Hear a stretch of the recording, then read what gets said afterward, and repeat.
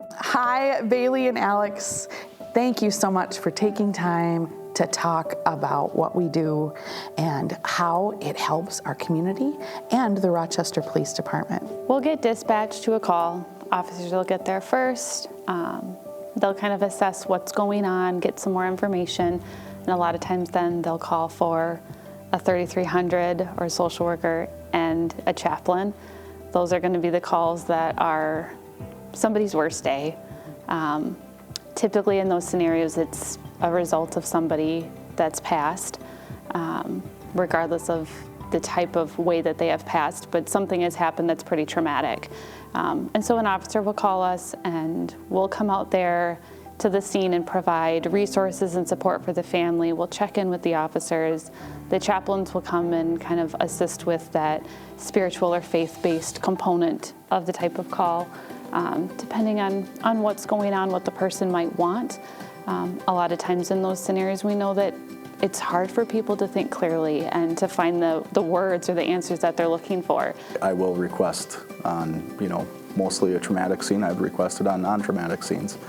And with that, it's a great working team.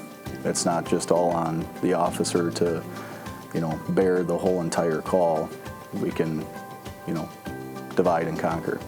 Tell me how working directly with officers at the Rochester Police Department has changed the way you view social work.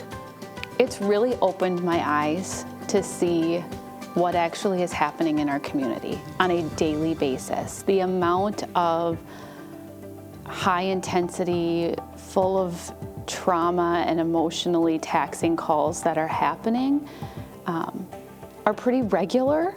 And so it really puts it into perspective of what our officers are going through along with the community, what they're experiencing on a pretty regular basis. Adding the benefits of the 3300s and the chaplains on every day not only benefits us, but the community as a whole that we serve.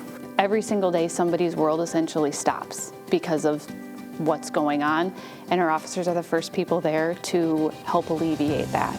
And now by adding on social workers, it adds that emotional kind of mental health perspective. And then we add the chaplains that really kind of connect that circle and make this holistic approach where we have the physical side of things, that safety component that the officers can attest to. We have that emotional well-being that the social worker and the resources that the social worker has to provide. And then we have this spiritual faith-based component that really can hit a lot of different components of whatever anybody is going through and help that person at whatever level they're at and with whatever they might need. We work together to kind of find the solution and to find what we can do to help make this worst day a little bit better, even if we can't fix the problem.